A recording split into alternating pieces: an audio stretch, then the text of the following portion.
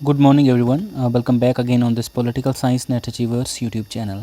आज हम बात करेंगे 2021 का जो प्रीवियस ईयर्स क्वेश्चन पेपर है पॉलिटिकल साइंस नेट का, उसका पार्ट बी करेंगे। पार्ट ए में हमने 50 क्वेश्चन डिस्कस कर लिए हैं।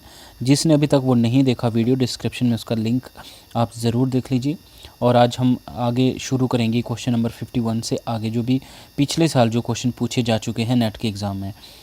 PYQ आपके लिए पढ़ने के लिए इसलिए ज़रूरी है ताकि आपको एक गैस लग जाए, एक आइडिया लग जाता है कि किस तरीके से क्वेश्चन फॉर्मुलेशन होती है, और कुछ इंपॉर्टेंट फैक्ट्स आपको पता चलते हैं ताकि आप कोरिलेट करके आप राइट आंसर अपने चूज़ कर सकें। बेशक रिपीट होने के चांसेस बहुत ही रेयर होते हैं, लेकिन फिर भी कुछ एक आपको साइड फैक्टर पता चल जाते हैं, राइट। उसके लिए ये चीज़ें सारी करना ज़रूरी है। तो जैसा कि आपको पता ही है कि बहुत कम टाइम बचा है, ऑलमोस्ट 13-14 दिन आपके पास बाकी है अभी नेट के एग्ज़ाम के लिए। अब आप रिवीजन ही कीजिए और जितना हो सके आप प्रैक्टिस कीजिए, ठीक है। एक एग्ज़ाम ओरिएंटेड माइंड से आप तैयारी कीजिए अब, ठीक है। तो चलिए ज़्यादा वक्त ना लेते हुए आगे हम शुरू करते हैं क्वेश्चन नंबर 51। यूनाइटेड नेशन का जो चार्टर है, इससे संबंधित बहुत तरीके से क्वेश्चन पूछे जाते हैं। जैसा कि पिछली बार क्या पूछा गया था कि यूएन चार्टर में शांति की सुरक्षा के लिए निम्नलिखित में से कौन सी विशेषताएं दी गई हैं। तो यहाँ पे एक दो जो इसका अध्याय 6 है, विवादों के शांतिपूर्ण निपटारे के लिए अध्याय 6 में शांति बहाली की प्रक्रियाएं दी गई है।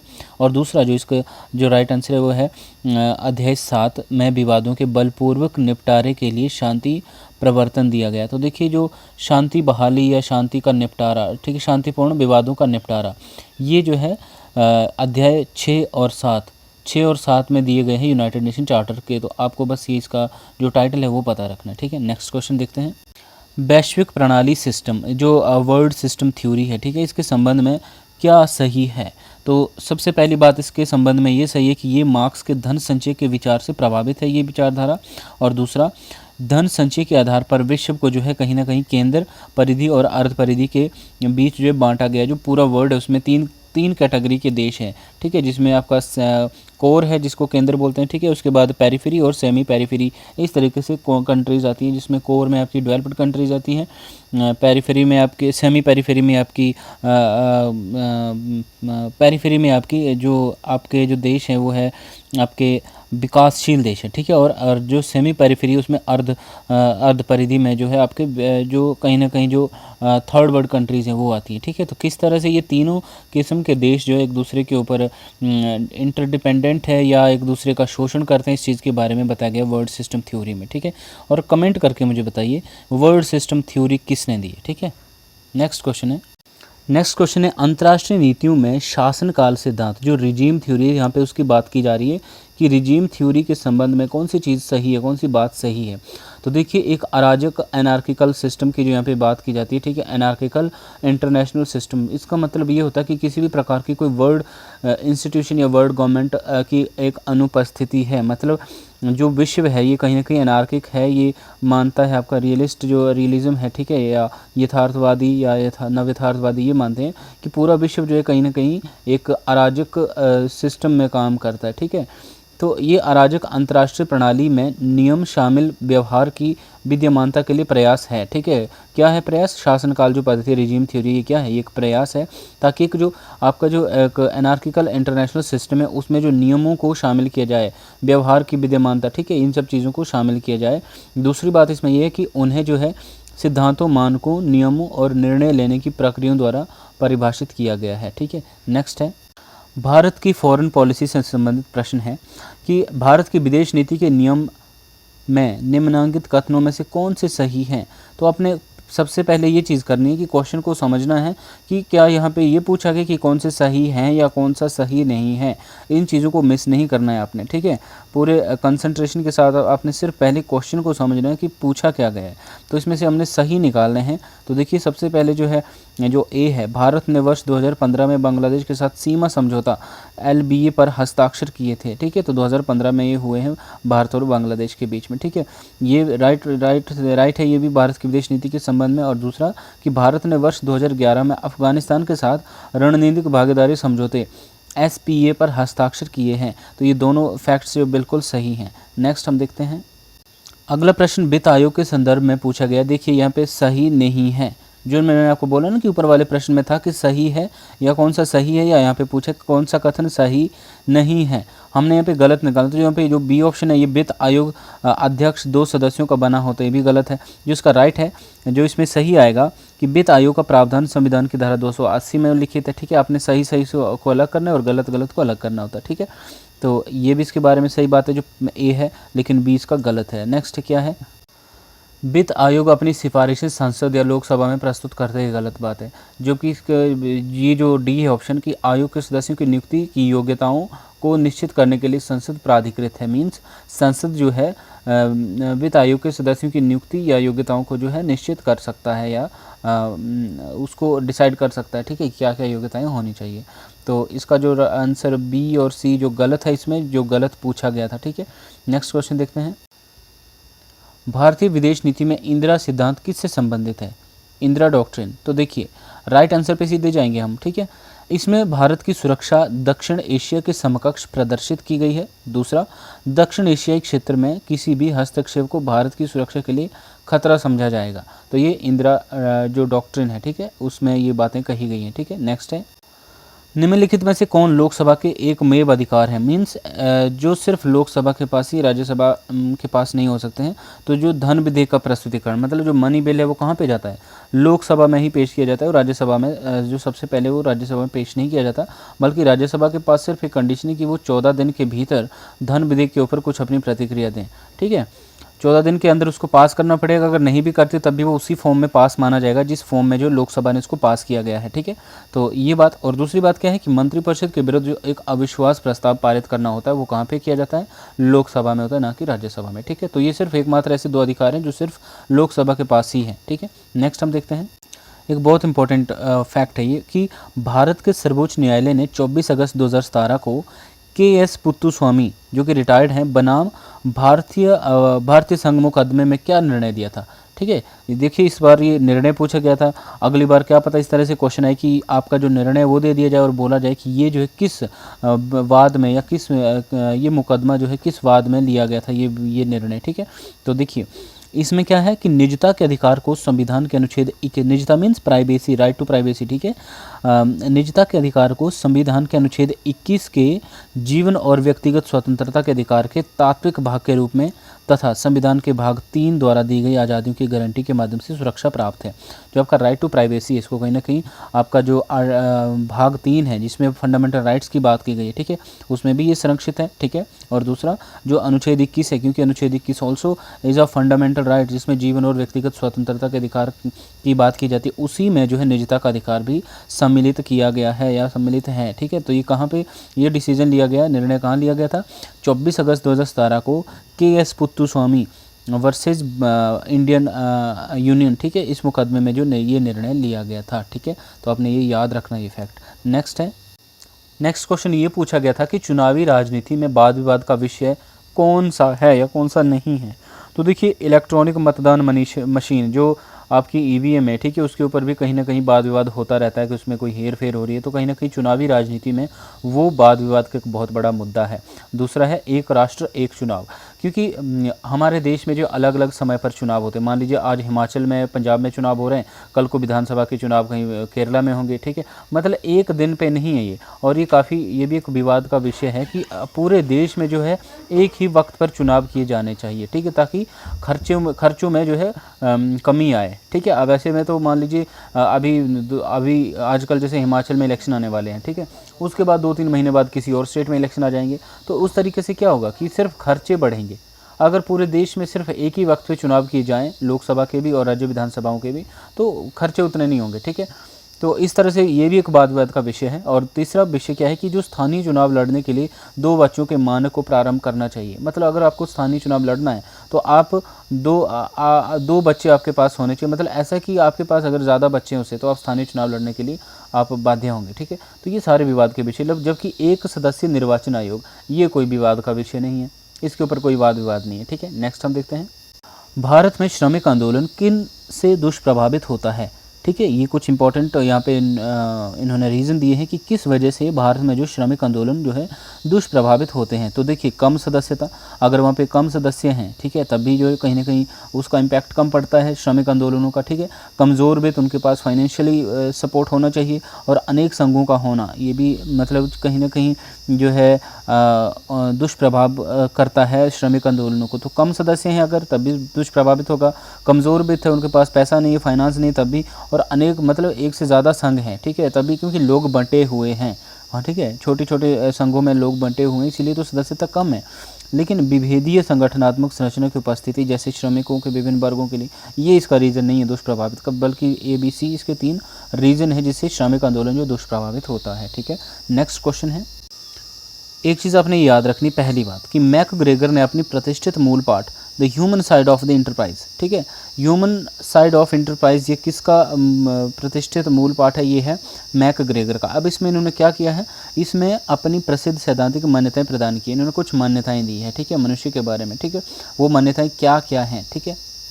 तो वो मान्यताएं ये है कि आम आदमी जिसकी अपेक्षाकृत कम महत्वाकांक्षा है, निर्देशित होना वो पसंद करता है, और उत्तरदायित्व से वो दूर भी रहना चाहता है, सुरक्षा जो है उसकी मुख्य चिंता रहती है। एक तो ये इसने अवधारणा दी है, ठीक है। दूसरी कि आम आदमी समुचित स्थितियों में दायित्व न केवल स्वीकार करता है बल्कि उसको प्राप्त करना भी सीखता है, ठीक है, समुचित स्थितियों में, ठीक है।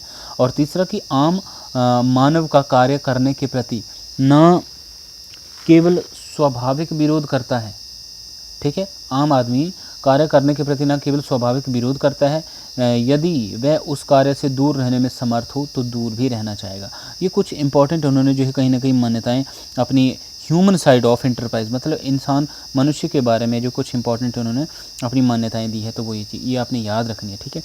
नेक्स्ट है निष्पादन बजट, ठीक है, यहाँ पे निष्पादन बजट के बारे में बात की जा रही है। निष्पादन बजट ये दर्शाता है कि कोई सरकारी इकाई अपने लक्ष्यों और उद्देश्यों को किस सुगमता से प्राप्त करते हैं, ठीक है। कोई भी जो गवर्नमेंट यूनिट है वो अपने लक्ष्यों और उद्देश्यों को, जो जैसे कुछ जब बजट तैयार किया जाता है तो कुछ लक्ष्य और उद्देश्य जो है निर्धारित किए जाते हैं, ठीक है। अब वो जो है सरकारी इकाई अपने लक्ष्य और उद्देश्यों को किस सुगमता से प्राप्त करते हैं, ठीक है। अब निम्नलिखित में से कौन निष्पादन बजट के केंद्र में बिंदु है? जो निष्पादन बजट होता है मतलब उसमें क्या चीज़ें आती है, देखिए ये चारों हैं, इसके राइट आंसर है, ठीक है। इसमें निष्पादन स्तरों की स्थापना तथा सूचना संग्रहण की आवश्यकता होती है। बी, जो कार्य किया जाता है उसकी मात्रा का मापन भी इसमें होता है, ठीक है। सी, उस कार्य की गुणवत्ता तथा उसके परिणामों का भी मापन होता है, ठीक है, क्या उसमें क्वालिटी है, ठीक है, उसके क्या क्या रिजल्ट्स रहेंगे, और इस बात पर भी प्रभाव पड़ता है कि किसी विभाग को भविष्य में कितना पैसा प्राप्त होगा। तो ये सारे निष्पादन बजट के बारे में इंपॉर्टेंट फैक्ट्स हैं। नेक्स्ट है, ये बहुत इंपॉर्टेंट है, पब्लिक एडमिनिस्ट्रेशन का ये क्वेश्चन है कि निम्नलिखित में से कौन से MP फॉलेट के विचार हैं? तो उन MP फॉलेट ने एक रचनात्मक द्वंद्व की बात की और एक एकीकरण इंटीग्रेशन की बात की है, ठीक है। लेकिन स्वीकृत क्षेत्र या प्रकार्यात्मक फॉर्मेनशिप ये इन्होंने बात नहीं की है, और आपने मुझे बताना है कि ये किसके आइडियाज़ हैं, ठीक है। जबकि रचनात्मक द्वंद्व और एकीकरण इंटीग्रेशन ये MP फॉलेट के विचार हैं, ठीक है। नेक्स्ट है, निम्नलिखित में से कौन नव दक्षिण पंथी सिद्धांत न्यू राइट आइडियोलॉजी को मापने वाली विचारधारा या स्कूल है? तो देखिए जो न्यू राइट आइडियोलॉजी है उसको ऑस्ट्रेलियन स्कूल और शिकागो स्कूल, ठीक है, ये जो है न्यू राइट आइडियोलॉजी को मानते हैं, और आप मुझे बता सकते हैं कमेंट में कि न्यू राइट आइडियोलॉजी क्या है। नेक्स्ट क्वेश्चन है, अगला क्वेश्चन ये था कि निम्नलिखित में से कौन मजदूरी वृद्धि की और अवसंरचना विकास के कार्यक्रम थे या हैं, ठीक है। तो क्रैश स्कीम जो ऑफ रूरल एम्प्लॉयमेंट, ग्रामीण रोजगार क्रैश योजना, ये भी कहीं ना कहीं मजदूरी वृद्धि और अवसंरचना विकास के कार्यक्रम है, ठीक है। दूसरा है राष्ट्रीय ग्रामीण रोजगार गारंटी योजना, ठीक है, गारंटी योजना। और तीसरा ग्रामीण भूमिहीन रोजगार गारंटी कार्यक्रम। ये सारे कार्यक्रम कहीं ना कहीं मजदूरी वृद्धि और अवसंरचना विकास के कार्यक्रम हैं। नेक्स्ट है, मिलान करने के लिए क्वेश्चन आया था, क्योंकि बहुत सारे क्वेश्चन जो इस तरीके से पूछे जाते हैं, और इसको मैं हैंडल करने का आपको एक तरीका बता देता हूँ। मान लीजिए आपको इसमें से सिर्फ एक है पता कि ये सुजैन मोलर ऑकिन की बुक है जस्टिस, जेंडर एंड फैमिली, सिर्फ यही आपको आता है, बाकी नहीं आते। आपने डायरेक्ट ये देखना है कि बी का 4 कहाँ पे है, ये मतलब ये ऑप्शन है, जैसे मान लीजिए नीचे मैं आपको दिखाता हूँ, ये मान लीजिए बी का 4 एक ही जगह पे है, बाकी बी का 4 और कहीं नहीं है। तो आपने डायरेक्ट बस ये टिक करना है, बाकी आपको दूसरे क्वेश्चन पढ़ने की ज़रूरत नहीं होगी। आप 5 सेकंड में आप इस क्वेश्चन को हैंडल कर सकते हैं, ठीक है। आपको बाकी रिमाइंड करने की ज़रूरत नहीं पड़ेगी, बस आपने एक ऑप्शन देखना है जो आपको आता है कि बी का 4 है, तो बी का 4 कितनी जगह पे, सिर्फ एक ही जगह बी ऑप्शन में है, तो बस आप उसी को टिक कर दीजिए, ठीक है। बाकी सुसैन मूलर की बुक है ये, जस्टिस जेंडर एंड फैमिली, आप मुझे ईयर बता सकते हैं कब लिखी गई है। कैथरीन मैकीन की बुक है toward the feminist theory of state, ठीक है, toward the feminist theory of state, Catharine MacKinnon इनकी बुक है, ईयर बता दीजिए मुझे। एस फायरस्टीन इनकी बुक है द डायलॉग ऑफ सेक्स, ठीक है। ये एस फायरस्टीन की बुक है, कहीं ना कहीं ये जो एक फेमिनिस्ट थिंकर हैं। और बेल हुक, ठीक है, इनकी बुक है फेमिनिज्म इज़ फॉर एवरीबॉडी, तो बेल हुक की ये बुक है। मुझे इनकी मुझे ईयर बताइए कमेंट में, ठीक है। नेक्स्ट हम देखते हैं क्वेश्चन। यहाँ भी सेम ही क्वेश्चन पूछा गया है जो कि मैच करने के लिए क्वेश्चन पूछा गया है, ठीक है। अब देखिए यहाँ पे आपको सिर्फ ये पता होगा कि एल्गोरी ऑफ केव्स, ये आपको पता है कि डी इसका प्लेट होगा कि केव्स का जो एक गुफा का जो एक परिकल्पना दी थी वो किसने दी थी, गुफा का एग्जाम्पल किसने दिया था, प्लेटो ने। और डी का आंसर क्या है बन रहा है यहाँ पे, डी का आंसर 2 बन रहा है, प्लेटो। तो देखिए डी का 2 कितनी जगह पे, ए में भी है डी का 2 और यहाँ पे भी डी का 2 है। अभी आपको सस्पेंस है। फिर आप जाइए दूसरा कि कल्चरल रेवोल्यूशन किसने दी थी, ये माओ जेडोंग ने दी थी, ठीक है। तो कल्चरल रेवोल्यूशन की बात माओ जेडोंग करता है और बी का 3 है, तो बी का 3 में जाओ, बी का 3 कितनी जगह पे, सिर्फ एक है, तो बस बी का 3 इसमें नीचे नहीं, सिर्फ ए में है, तो बस इसका राइट आंसर ए होगा, ठीक है। और सीधे आपने ए पे टिक कर देना। तो ब्यूरोक्रेटिक टेरर की बात करता है हन्ना अरेंट करती है, ठीक है। और कल्चरल रेवोल्यूशन माओ जेडोंग, अपार्थाइड ये फ्रेंच फैनन इसके बारे में बात करते हैं। और एल्गोरी ऑफ केव्स ये किससे, प्लेटो से रिलेटेड है। नेक्स्ट क्वेश्चन देखते हैं। सेम क्वेश्चन फॉर मैच, ठीक है। यहाँ भी फिर से मैच करनी है, बुक्स को जो है राइटर्स के साथ मैच करना है हमने, जिसमें फतवाए जहांदारी ये कि इसका जियावर्नी का है, ठीक है, जियावर्नी का यहाँ पे लिखा है ना। तो आपने ए का 3 देखना है, ए का 3 कितनी जगह पे है, देखिए ए का 3 जो है सिर्फ एक जगह पे बी ऑप्शन में, तो बस इसका राइट आंसर बी कर दीजिए। थॉट्स ऑन लिंग्विस्टिक्स स्टेट्स ये जो है बी आर अम्बेडकर की बुक है। और इंडिया इंडिपेंडेंट ये आपकी चार्ल्स बेथलेहाइम की बुक है। और the future of Indian politics ये आपकी एमएनरो की बुक है। मुझे ये बता सकते हैं कमेंट में, ठीक है। नेक्स्ट क्वेश्चन देखते हैं। अब यहाँ भी मैच करने के लिए पूछा गया, ठीक है। ये कंपैरेटिव पॉलिटिक्स के ये क्वेश्चन है, ठीक है। अब देखिए इसमें ये एक बड़ा इंपॉर्टेंट क्वेश्चन है जो ह्यूमन नेचर इन पॉलिटिक्स, ये ग्राम वालास की बुक है और ये पूछी जाती है। बी का हमारे पास 4 बन रहा है। गैब्रियल आलमंड ये जो है कहीं ना कहीं कंपैरेटिव पॉलिटिक्स से रिलेटेड है, तो कंपैरेटिव पॉलिटिक्स एंड एक डेवलपमेंट अप्रोच, ठीक है। तो ये भी ये गैब्रियल आलमंड की है। लॉर्ड ब्राइस का मॉडर्न डेमोक्रेसी और चार्ल्स सी मैरियम का न्यू एस्पेक्ट्स ऑफ पॉलिटिक्स, तो अपने ये याद रखने हैं, ठीक है। इसमें से एक भी अगर रिपीट हो जाता है और अगर आपको एक भी याद है तो आपका राइट आंसर निकल सकता है आपके पास, ठीक है। नेक्स्ट क्वेश्चन देखते हैं। देखिए मिलान वाला कम से कम ये छठा क्वेश्चन यहाँ पे रिपीट हो रहा है आज के इस वीडियो का, ठीक है।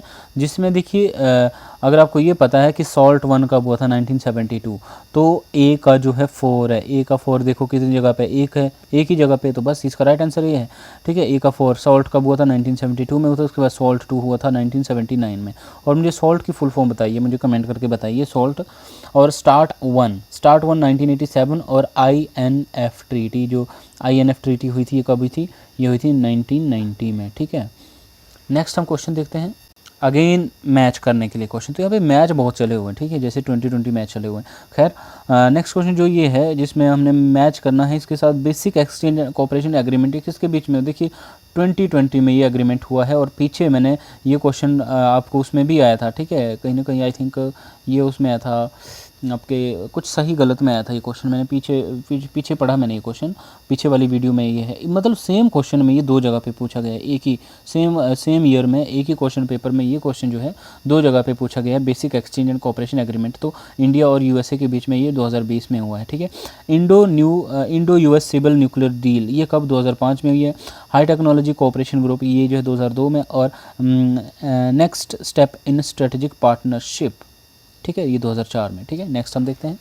अब आते हैं जी इंडियन पॉलिटी पे, ठीक है। तो देखिए सरकार के स्वरूप और अनिवार्य उनकी विशेषताएं क्या है, इनको हमने मिलान करना था। तो मंत्रिमंडलीय सरकार में क्या होता है, एक सामूहिक उत्तरदायित्व होता है, मतलब कलेक्टिवली जो है आपके रिस्पॉन्सिबल होते हैं, ठीक है। आपका जो कैबिनेट है वो कलेक्टिवली रिस्पॉन्सिबल होता है टुवर्ड किसके, लोकसभा के प्रति ये जो रिस्पॉन्सिबल होते हैं, ठीक है। इसमें सामूहिक उत्तरदायित्व होता है। अध्यक्षात्मक सरकार में जो शक्तियों का वियोजन होता है, मतलब सेपरेशन ऑफ पावर होती है। संघात्मक सरकार में क्या होता है, शक्तियों का विभाजन होता है, ठीक है, विभाजन होता है। आपकी स्टेट सेंटर ठीक है। इनमें जो है शक्तियों को जो डिस्ट्रीब्यूट किया जाता है, और हमारे संविधान में अनुसूची जो 7 है उसमें कहीं ना कहीं सेपरेशन ऑफ पावर की बात की गई है, जिसमें स्टेट लिस्ट, सेंट्रल लिस्ट और कॉन्करेंट लिस्ट है। ठीक है। और जो एकात्मक सरकार होती है उसमें क्या होता है, शक्तियों का केंद्रीकरण होता है, मतलब शक्तियाँ किसके पास, एक ही सेंट्रल गवर्नमेंट में रहती है, वो उसको कहते हैं हम एकात्मक सरकार। ठीक है।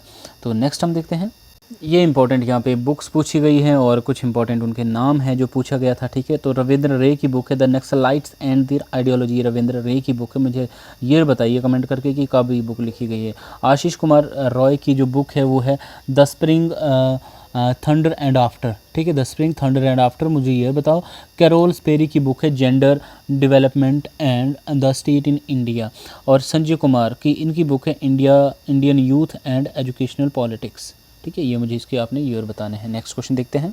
नेक्स्ट क्वेश्चन भी मैच करने के लिए पूछा गया, डिसीजन मेकिंग की बात कौन करता है, हर्बर्ट साइमन जो है डिसीजन मेकिंग से जुड़े हुए हैं। और इकोलॉजी अप्रोच, ये देखो इकोलॉजिकल अप्रोच जो है ये फ्रेडरिक्स, ये पब्लिक एडमिनिस्ट्रेशन के क्वेश्चन है। और न्यू पब्लिक एडमिनिस्ट्रेशन, इसकी बात मीनोब्रूक कॉन्फ्रेंस 1968 में थी। और इसकी अध्यक्षता किसने की है, मीनोब्रूक कॉन्फ्रेंस जो हुई थी पहली 1968 में, इसके अध्यक्ष कौन थे, मुझे कमेंट करके बताइए। और डेवलपमेंट एडमिनिस्ट्रेशन, इसकी बात कौन करता है, एडवर्ड वाइडनर। ठीक है, इनको जो है कहीं ना कहीं फादर ऑफ डेवलपमेंट एडमिनिस्ट्रेशन माना जाता है। ठीक है। नेक्स्ट क्वेश्चन है, कुछ इंपॉर्टेंट यहाँ पे एक्ट्स पूछे गए जिनको हमने मैच करना था। तो देखिए, insurance regulatory and development authority act. ठीक है, insurance regulatory and development authority act 1999 में आया था। नेक्स्ट क्या है, reserve bank of India act, ये 1934 में आया था। Physical responsibility and budget management act, ये आपका 2003 में आया था। और प्रिवेंशन ऑफ करप्शन, ठीक है, प्रिवेंशन ऑफ, यहाँ पे फेमिनिज्म से रिलेटेड क्वेश्चन पूछा गया है कि विभिन्न चरणों में अलग अलग फेजेस में जो नारीवादी आंदोलन है, ठीक है, नारीवादी मीन्स फेमिनिस्ट जो मूवमेंट है, इसके विचारधारा संबंधी केंद्रीय विचार को काल क्रमानुसार व्यवस्थित कीजिए। मतलब किन किन चीज़ों को लेकर जो है कहीं ना कहीं जो फेमिनिस्ट मूवमेंट आगे बढ़ता है अलग अलग चरणों में। तो सबसे पहले महिलाओं को मताधिकार देने पर बल दिया गया। ठीक है। दूसरी बात, सामाजिक तथा आर्थिक समानता पर बल। तीसरा, संस्कृति तथा संदर्भ पर बल देने की बात करते हैं। और चौथा क्या है, पर्यावरण नारीवादी या इको फेमिनिज्म पर ही बल देते हैं। ठीक है। तो ABCD का ऑप्शन आएगा आपका जो फेमिनिस्ट मूवमेंट है। ठीक है। नेक्स्ट क्वेश्चन क्या है, नेक्स्ट क्वेश्चन जो है हन्ना अरेंट की रचनाओं से संबंधित क्वेश्चन था कि आरोही क्रम में हमने लिखना है कि जो हन्ना अरेंट है इनकी इंपॉर्टेंट बुक्स कौन कौन सी हैं। ठीक है, हमने मतलब इनको 1 by 1 लिखना था। ABCD का राइट ऑप्शन होगा, जिसमें पहली है द ओरिजिन्स ऑफ टोटलिटेरियनिज्म। ठीक है, ये भी हन्ना अरेंट की बुक है। मुझे ईयर बताइए कमेंट में। Human condition, on revolution and on violence, तो ये इन सब के मुझे ईयर बताइए। और चारों बुक्स आप याद कीजिए कि बुक्स हन्ना अरेंट की बुक्स हैं। ठीक है। नेक्स्ट क्वेश्चन है, अब यहाँ पे BR अम्बेडकर द्वारा लिखित पुस्तकों को उनके आरोही क्रम में हमने लिखना था कि पहले कौन सी आई, बाद में BR अम्बेडकर की कौन सी बुक आई। सबसे पहले जो है the problem of the rupee, its origin and it's solution. मुझे ईयर इसका बताइए कमेंट में। मैं आपको बहुत सारे क्वेश्चन दे रहा हूँ और आपको इसका रिस्पॉन्स करना ही होगा। ठीक है, तो तभी आपको याद रहेंगी चीज़ें। प्रॉब्लम ऑफ रूपी जो सबसे पहले आती है इस कैटेगरी में इनकी बुक। ठीक है। उसके बाद दूसरे नंबर पर इनकी बुक आई है the rise and fall of Hindu women, ये इनकी बुक आई है। आपने बुक्स भी आपको याद हो रही हैं और साथ में अपने ईयर मुझे बताना तो आपको ईयर भी याद हो जाएगा। ठीक है, rise and fall of Hindu women. और तीसरी जो बुक थी वो थी बुद्धा एंड हिज धम्मा। ठीक है। और जो चौथी बुक थी वो गांधी एंड गांधीज्म। ये सारी इंपॉर्टेंट बुक्स है जो कि BR अम्बेडकर की बुक से मैच करने के लिए भी पूछी जाएंगी।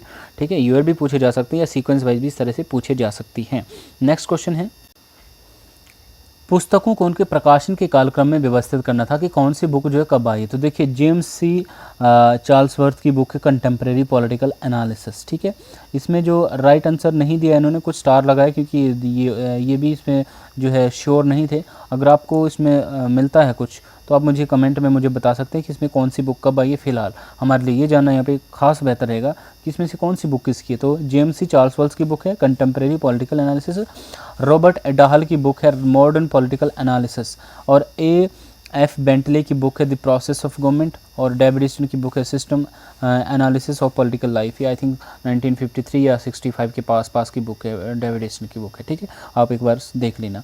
नेक्स्ट क्वेश्चन देखते हैं। नेक्स्ट क्वेश्चन है, निम्नलिखित में से अंतर्राष्ट्रीय संधियों को काल क्रमानुसार हमने लिखना था। जो सबसे पहले जो इंटरनेशनल ट्रीटी हुई है वो है वेस्टफेलिया की ट्रीटी, है ना, 1648 में ये हुई थी वेस्टफेलिया की ट्रीटी। उसके बाद इमीडिएटली नेक्स्ट आती है यूट्रेक्ट की संधि। ठीक है, उसके बाद इमीडिएट आती है वर्साई की संधि। और उसके बाद आती है संयुक्त राष्ट्र संघ का जो चार्टर। तो आपने मुझे ईयर बताना है, इसमें सबका ईयर मुझे बताओ काल क्रमानुसार कमेंट करके। ठीक है, नेक्स्ट क्वेश्चन देखते हैं, क्वेश्चन नंबर 81। भारत द्वारा हस्ताक्षर किए गए निम्नलिखित समझौतों को उनके प्रकटन के क्रम अनुसार हमने लिखना था कि भारत के द्वारा कौन सा समझौता जो कब आया था। तो सबसे पहले इसमें मास्को टेस्ट बैन ट्रीटी थी, ठीक है, मास्को टेस्ट बैन ट्रीटी। दूसरे नंबर पे ताशकंद समझौता आया था 1965 में। मास्को टेस्ट बैन ट्रीटी कब आई मुझे कमेंट करके बताओ। और ताशकंद समझौता हुआ। उसके बाद तीसरे नंबर पर भारत रूस मैत्री, ये तो सबको पता ही कि ये 1971 में हुआ था। और उसके बाद भू सीमा समझौता, ठीक है, ये आपका कहीं ना कहीं जो बांग्लादेश के साथ हुआ है उसी की बात की जा रही होगी 2015 की। तो आप मुझे कंफर्म करके बताइए मास्को टेस्ट बैन ट्रीटी, ठीक है। नेक्स्ट क्वेश्चन देखते हैं। अब इस घटनाक्रम को हमने काल क्रमानुसार लिखना था, ठीक है। सबसे पहले आता है इसमें साइमन कमीशन 1928 में। उसके बाद दूसरे प्रथम गोलमेज सम्मेलन जो 1929 में हुआ है ये, ठीक है। और तीसरा है गांधी इरविन वार्ता और चौथा है कम्युनल अवार्ड 1932। आपने मुझे इसको ईयर इसका बताना है मुझे कमेंट करके कौन सा इंसिडेंट कब आया है, ठीक है। नेक्स्ट हम देखते हैं।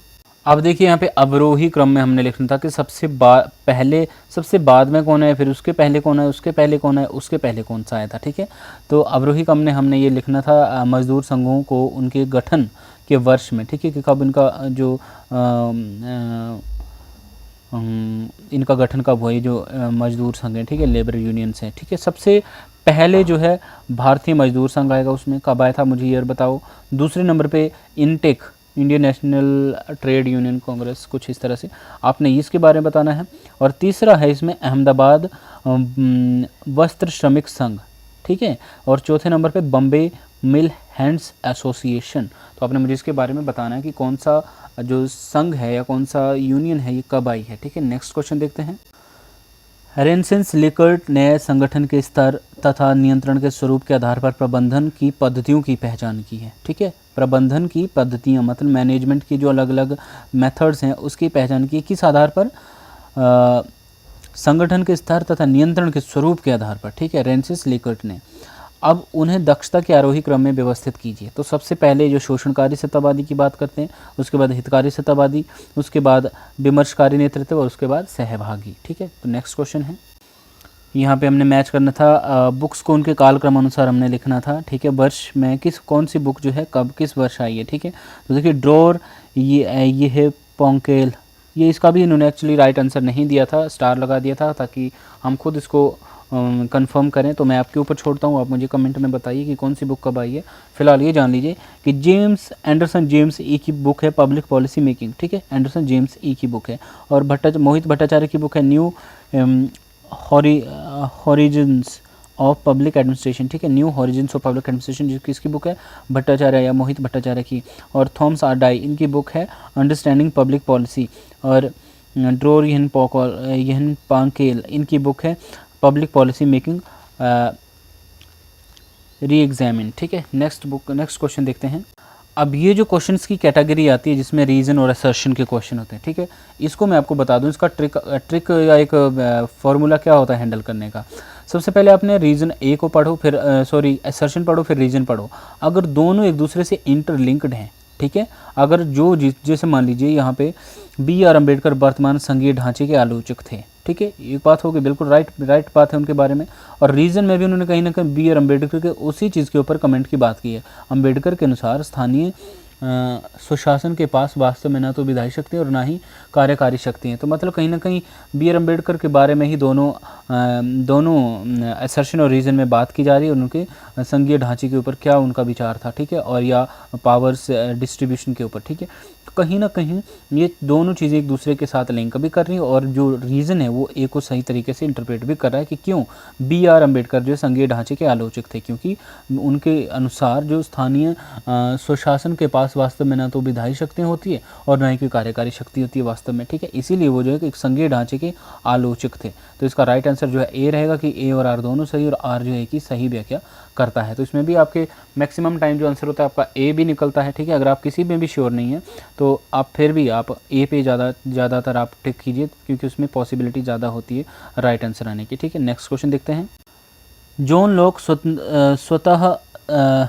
स्वतात्मक व्यक्तिवादी प्रदर्शित किया गया है जॉन लॉक को, ठीक है। जॉन लॉक केवल हितों की वृद्धि के पक्षधर नहीं थे, ठीक है। तो ये ए और आर दोनों सही हैं, लेकिन आर जो है ए की सही व्याख्या नहीं है। माना जॉन लॉक को जो है पॉजेसिव इंडिविजुअलिस्ट किसने कहा है? ये सीबी मैकफर्सन ने कहा है। ठीक है, क्यों? क्योंकि ये मानते हैं कि ये व्यक्ति अपनी क्षमताओं के द्वारा ही सब कुछ प्राप्त करता है, इसके लिए वो समाज का ऋणी है ही नहीं। और जो रीज़न मैं बताता कि जॉन लॉक केवल हितों की वृद्धि के पक्षधर नहीं थे, तो ये भी सही बात है लॉक के बारे में।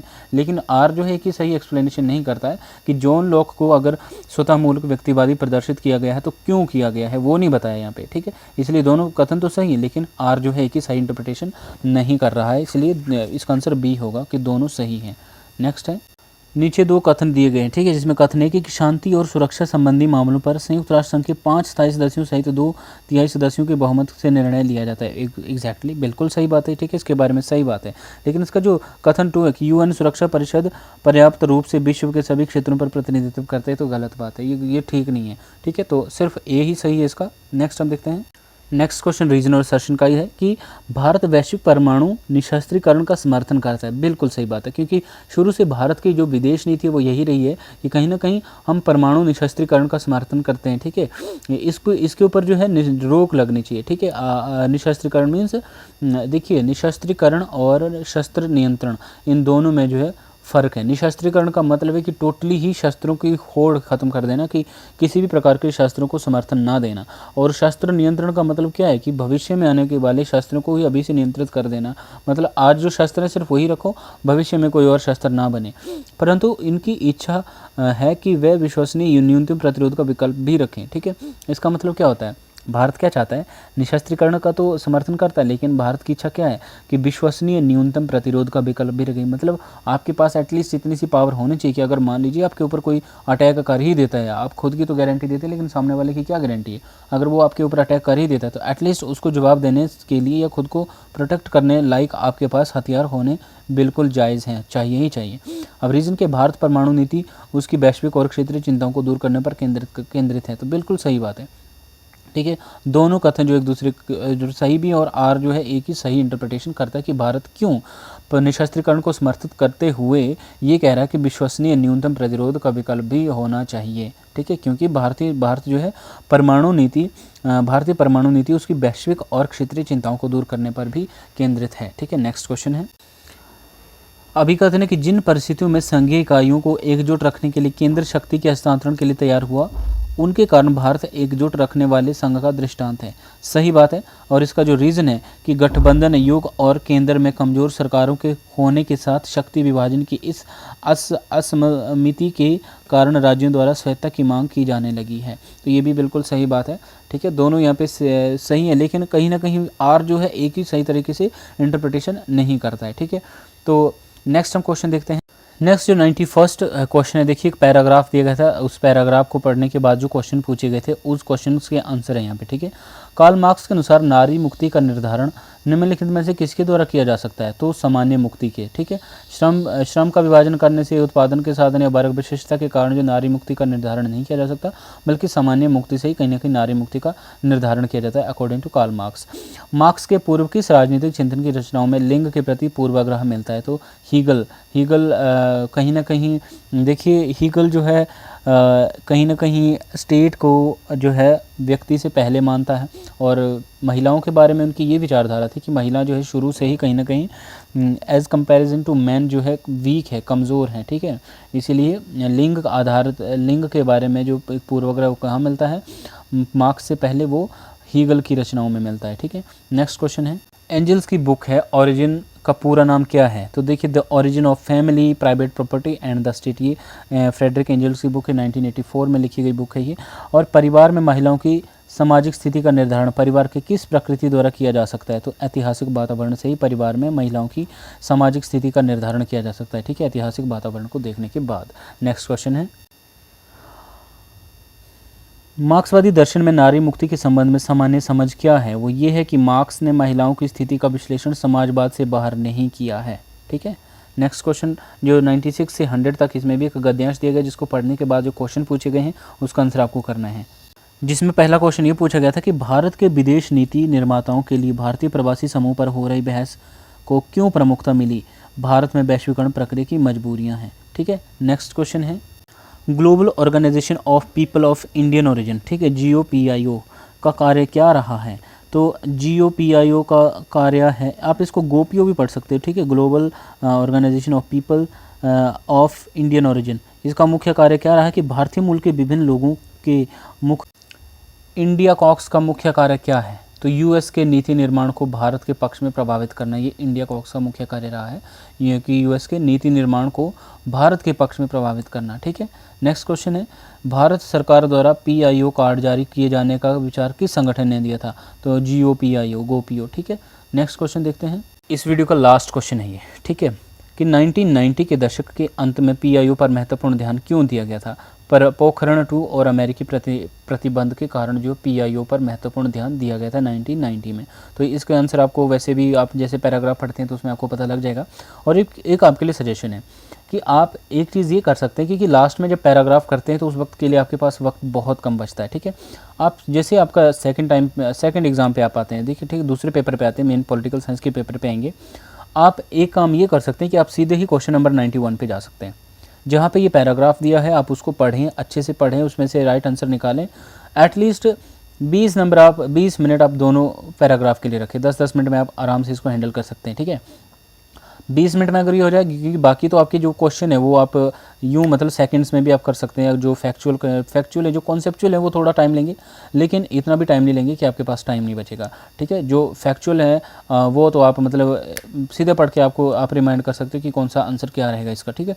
तो ये जो आपके पैराग्राफ है यहाँ पर आपके मार्क्स बनते हैं, अगर आपने इसको अच्छे से हैंडल कर लिया तो आपके मार्क्स बढ़ सकते हैं, ठीक है। तो आपके लिए छोटा सा ये सजेशन था कि आप ऐसा भी कर सकते हैं कि सीधे आप पैराग्राफ पहले हैंडल कीजिए, उसके बाद आप बाकी के रेस्ट ऑफ क्वेश्चन जो आप सॉल्व कीजिए।